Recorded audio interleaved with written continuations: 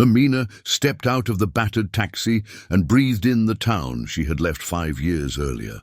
The air was full of familiar things: wood smoke and cardamom, the iron sweet tang from the butcher's awning, and a slow, bright rhythm of voices: children calling, shopkeepers bargaining, neighbors greeting one another with the soft formalities of Eid. Banners fluttered across the lane, and women in embroidered shalwar kameez moved like color through the crowd. It was the eve of Eid-ul-Adha, and the whole neighborhood seemed to be holding its breath.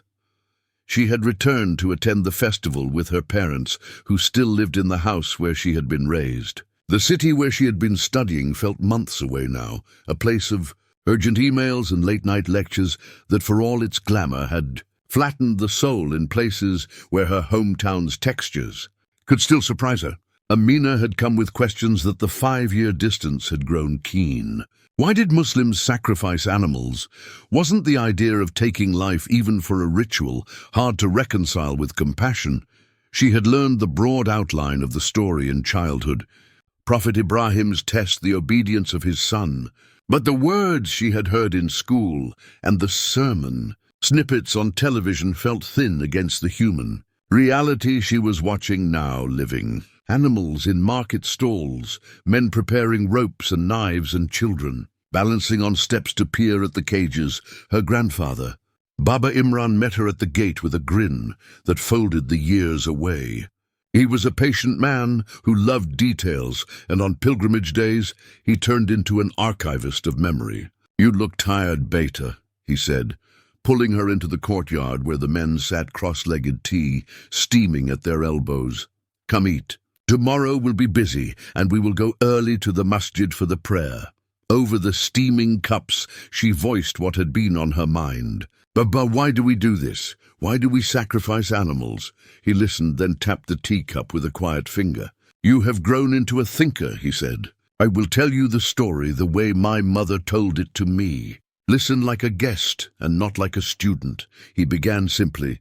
"There was once a man named Ibrahim, a man of prayer and questioning. He loved God with a courage that was sometimes like stubbornness. God gave him a son, Ismail, and in that child he saw a blessing and a promise. One night Ibrahim dreamt something that was to be a test. In his dream he heard a command to take his son up the mountain and offer him as a sacrifice. Dreams in their time were treated with reverence, but a dream that asked for the life of a beloved child was more than a dream. It was a summons. Ibrahim wrestled with the meaning and could have dismissed the dream.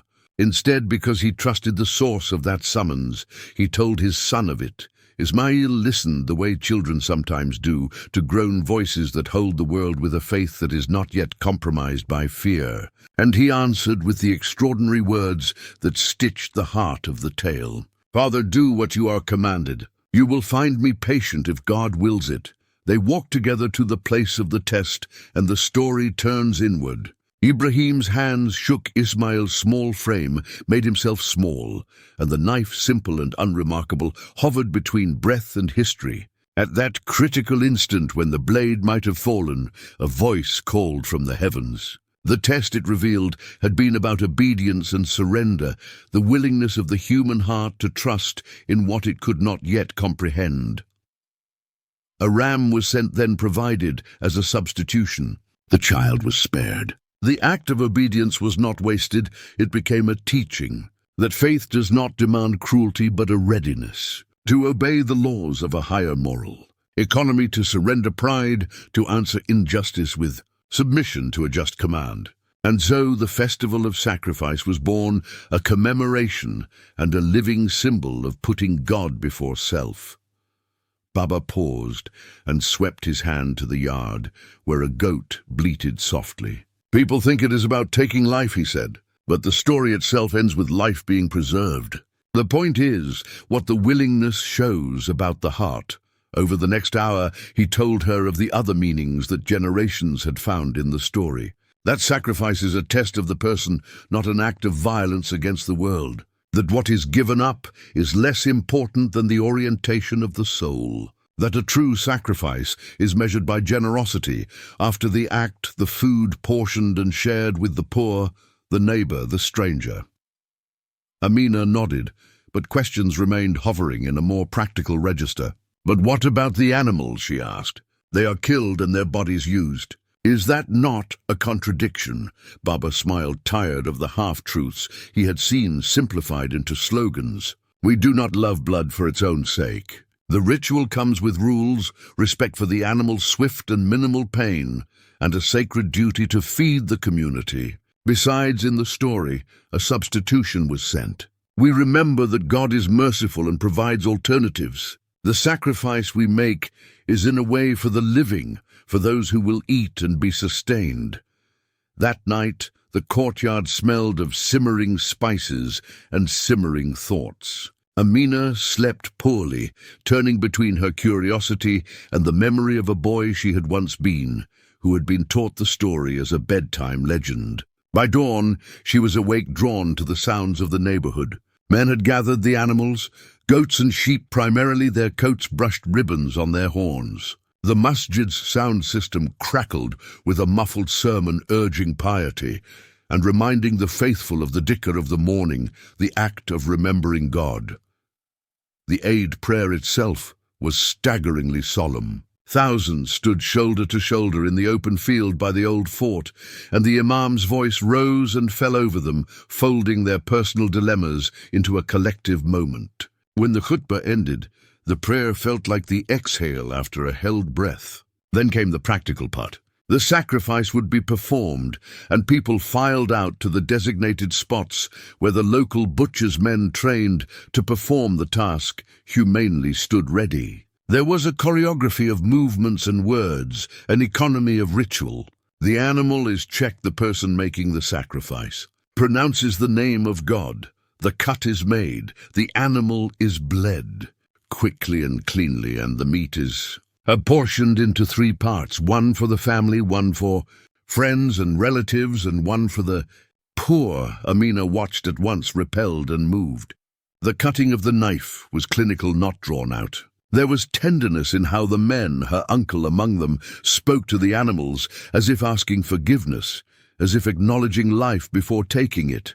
She helped portion the meat into sacks, sealing them for distribution. The neighbor whose hut had burned last month stood by with reverent eyes, and Amina found herself handing him a sack as if she was setting down a piece of her own heart. The instrumental part of the ritual, the sequence of steps, began to make sense in a way that the retelling could not alone accomplish. The emphasis on giving away 1/3 of the meat to those in need turned the act from an isolated moment into a social stitch. Sacrifice here was not merely a private test of obedience. It was a promise kept by a family to feed their community. Later that afternoon, they walked to deliver the 3rd share. The poor man who received the meat lived down an alley lined with tin shops. He was old, stooped, and had a laugh that sounded like gravel.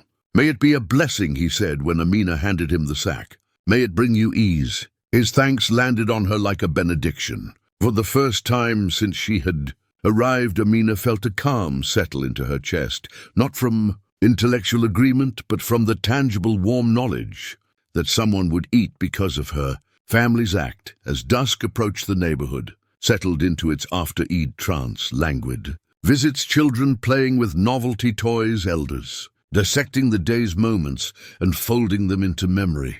Amina sat with Baba Imran on the stoop, listening to his gentle commentary as he stitched the day back into the long fabric of stories. "You see, Beta," he said, tapping his pipe to the stone. The test that Ibrahim faced was a humanizing one. It asked, what do you hold most dear? If you can let it go for the sake of what is just and right, then you have learned something sacred. The animal we sacrifice is a reminder and a means away to turn our inward obedience into outward generosity. She thought of Ismail's quiet answer, of the trembling hands on the hill, and of the old man in the alley who would sleep better tonight with meat in his belly. The ancient story and the modern practice linked across time as if by a single thread, obedience unfolding into mercy, private trust, becoming public charity. When she climbed up to her childhood bedroom, that night the streetlights hummed like distant prayers. Her questions were not fully answered. Religious questions rarely are, but their edges were softened by what she had seen. The festival, she realized, was less about the taking of life than about the remaking of community and conscience. She fell asleep with the echo of her grandfather's final line. Sacrifice is not forgetting. It is remembering differently.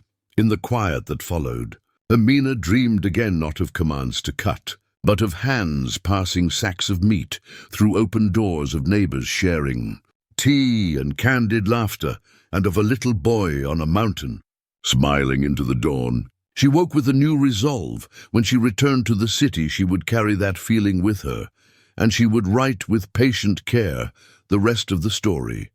Journeys of meaning. Next morning arrived with the sound of roosters and the soft murmur of neighbors exchanging greetings. Amina felt more alert than she had in weeks. The long prayer the day before and the act of distribution had shaken something inside her. Still, questions lingered, and she knew her grandfather would not let her leave without more stories to fill the spaces of doubt. Baba Imran sat in the veranda peeling fruit. He gestured for her to join him. The knife in his hand moved carefully, slicing mango into clean golden arcs. He began to speak before she asked her question, as if he had anticipated it.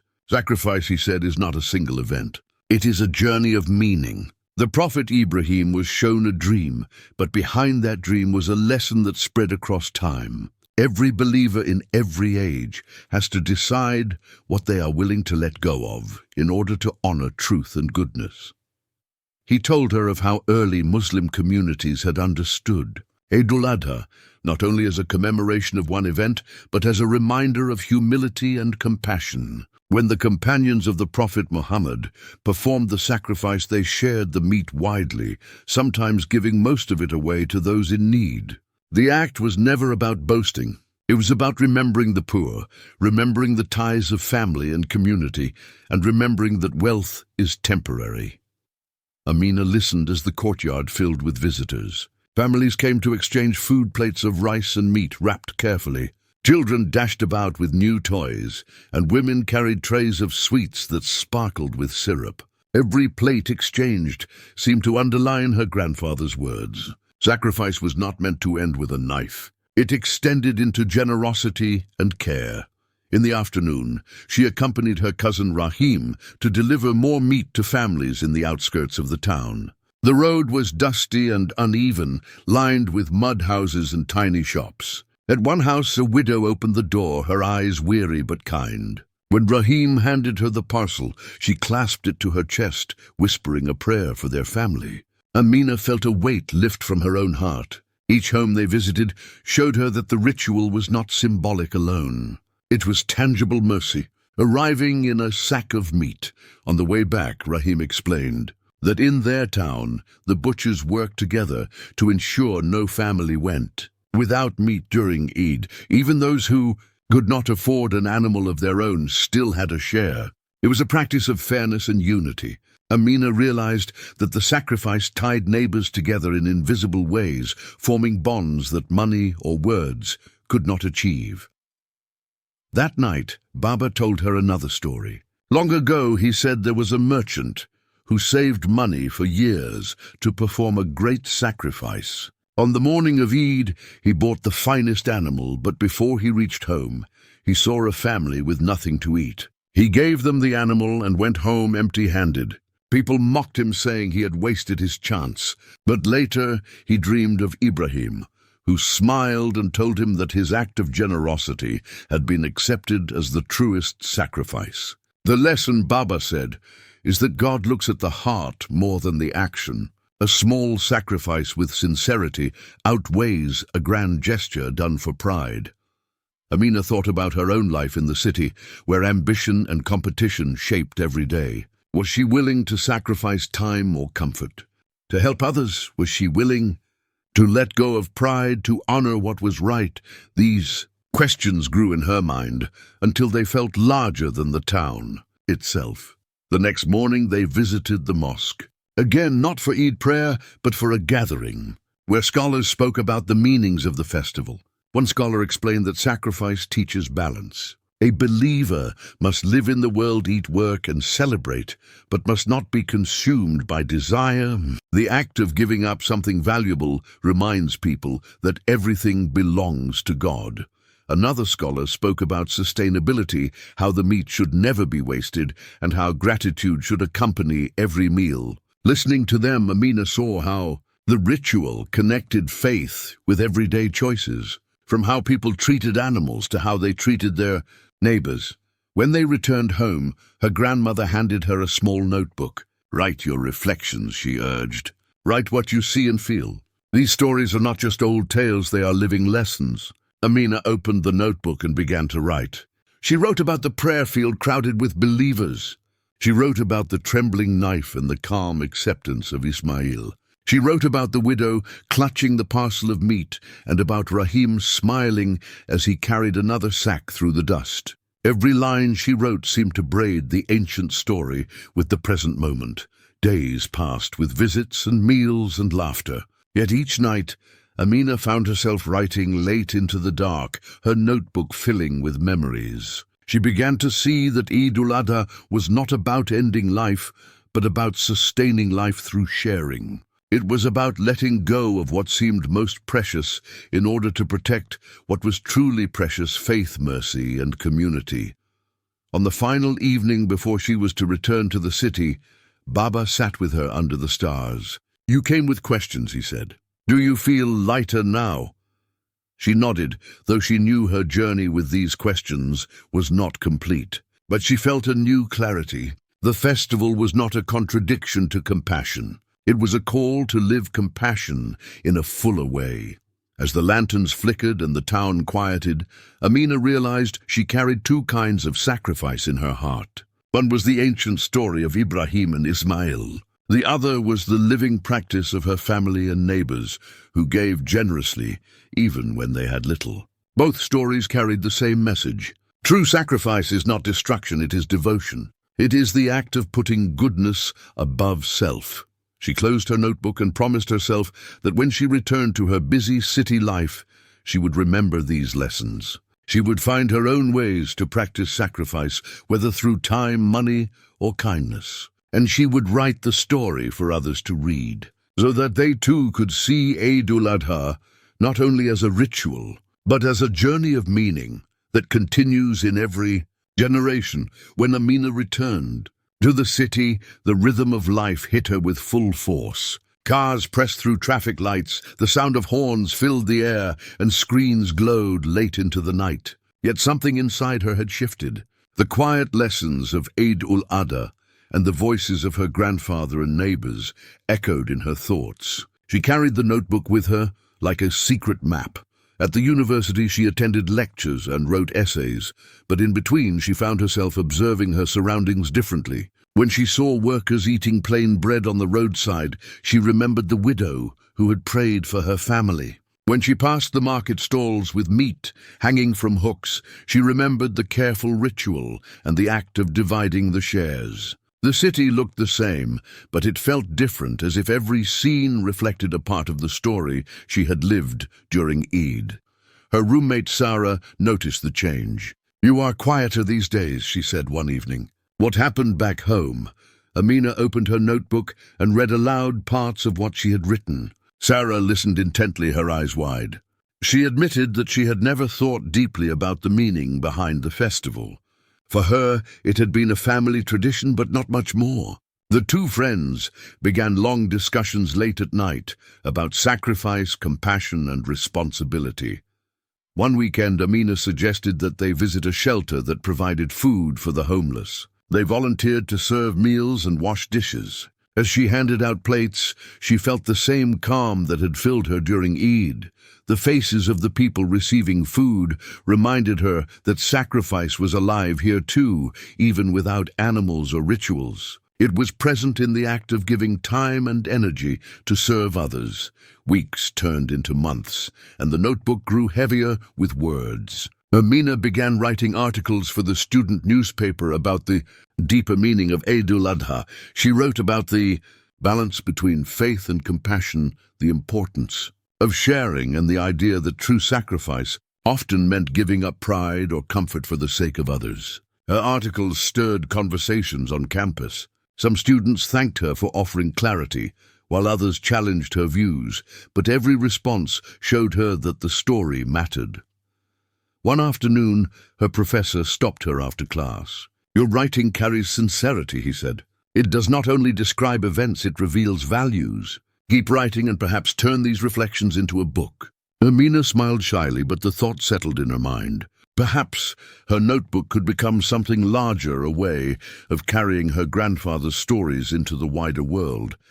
At the same time, she struggled with her own tests. A major internship opportunity required her to compromise on time with her family. She asked herself whether ambition was worth more than presence with loved ones. Remembering Baba's words, she chose to sacrifice the offer and stay close to her parents for that summer. It was not easy, but it felt right. Each choice seemed to place her in front of a mirror, asking what she valued most. One evening, as she sat by the library window, she reread the story of Ibrahim and Ismail in the Quran. The words felt more alive than before. She noticed details. She had overlooked the calmness of Ismail, the reassurance from God, the swift substitution of the ram. She realized that the heart of the story was not the act itself, but the willingness to trust and obey, even when the command seemed impossible. That trust was what transformed fear into faith. Her reflections also stretched into modern questions. She thought about consumerism and waste in the city, how people bought more than they needed, and threw away food while others went hungry. Was this not also a place where sacrifice was needed? Sacrifice not of animals, but of greed, of excess, of indifference. To give up comfort so that others could live with dignity. This, she thought, was the unspoken message of Eid-ul-Adha, echoing across time. The winter break brought her back to her hometown once again. The lanes were the same, and the voices of neighbors still rose with warmth. Baba welcomed her with a gentle embrace. He asked her what she had learned in the city. She opened her notebook and read her writings aloud. The family gathered around, listening in silence. When she finished, Baba's eyes glistened with pride. "You have turned the story into your own," he said. "This is what every generation must do, take the lesson and weave it into their life." That night, as she lay in her old room, Amina felt gratitude fill her heart. The story of sacrifice was no longer distant or abstract. It had become a mirror, showing her how to live each day with awareness. It was not about grand gestures alone, but about small choices, to be kind, to be fair, to be generous. She realized that sacrifice was not confined to one day of the year. It was a rhythm that could guide every step in the city and beyond. As she drifted to sleep, she thought of the mountain where Ibrahim had once stood, trembling. She thought of Ismail's words of patience and Baba's quiet wisdom. And she promised herself that she would continue to carry the story not as a memory alone, but as a living mirror guiding her through every test that life would place before her. The legacy of sacrifice spring returned, and with it the approach of another Eid-ul-Adha. This time Amina felt different. She was no longer simply a student with questions.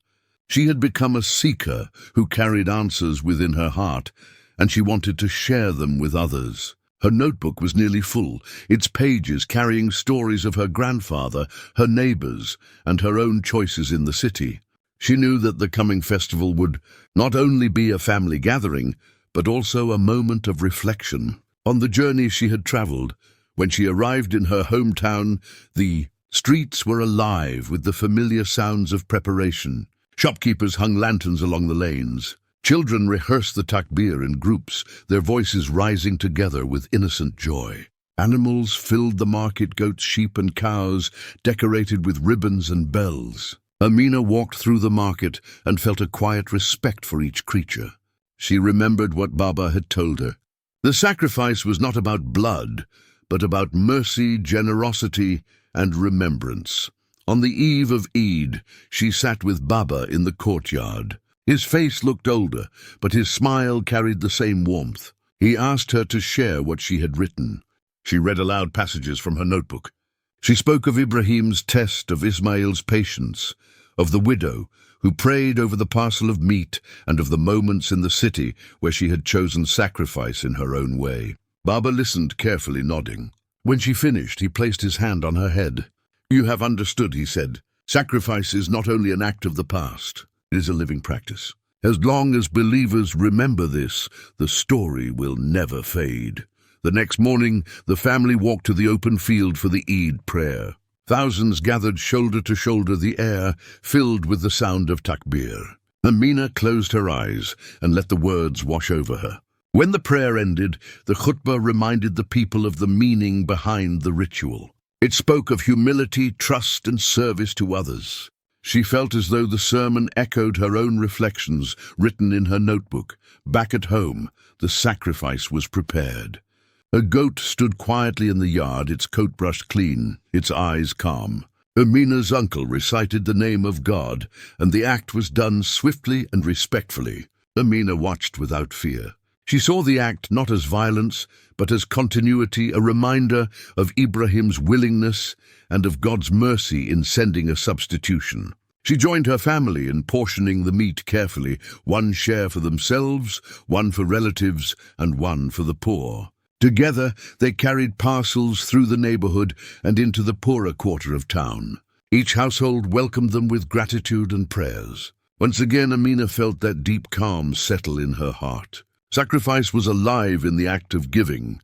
That evening, the family gathered for a meal. The table was filled with dishes, but the conversation was richer than the food. Baba spoke of his own childhood Eids and of how the meaning of sacrifice had guided him through hardship. Amina shared her experiences in the city and how she saw sacrifice not only in rituals but also in everyday choices, to give time to help others, to choose honesty over ambition, to stand with those who were weak. Her cousins listened with wide eyes, and even the younger children seemed to understand that the story was more than a tale. It was a way of life. Later that night, Amina walked outside. The stars spread across the sky like scattered prayers. She opened her notebook and wrote the final words of her reflections. Sacrifice is not the end of something. It is the beginning of compassion. It is the thread that ties generations together. It is the reminder that faith is not only belief, but action. She closed the notebook knowing it was full, but her journey with its lessons was only beginning. As she stood in the quiet street, she thought of the legacy she carried. The story of Ibrahim and Ismail had traveled through centuries, carried by voices of parents and grandparents, by imams and teachers, by neighbors and friends. Now it lived in her heart, and through her words it would travel further. She realized that her life itself could become a sacrifice, not in the sense of loss, but in the sense of giving, offering her time, her talents and her compassion to others. When she returned to the city, she began sharing her writings with a wider audience. Her articles were published beyond the campus, and people from different places wrote to her, saying that her words had changed the way they saw the festival. Some said they no longer felt uneasy about the ritual after understanding its deeper meaning. Others said they had been inspired to give more to the poor or to sacrifice habits of waste and greed. Amina realized then that sacrifice multiplies. One act of sincerity spreads into countless acts of goodness. Years passed, and Baba Imran's voice grew weaker, but his lessons remained strong. On his final Eid, he held Amina's hand and whispered, "Remember, sacrifice is remembering God above all. Live this and teach it." She promised she would, and when he passed away, she felt his words become part of her own breath. Every Eid after that, she led her family in dividing the shares. She continued to write and speak about the meaning of the festival, and each year she felt closer to the ancient story, yet also closer to her community in the present. The test of Ibrahim was not confined to the mountain. It lived in every heart that faced the question, what do you love most, and are you willing to place God above it in the end? Amina understood that the legacy of sacrifice was not about one moment in history. It was about a continuous call to faith, compassion, and service. It was about living each day with humility and courage. As she watched her younger cousins grow and learn the story, she knew the legacy would continue. For the story of Eid al-Adha was not only explained, it was lived.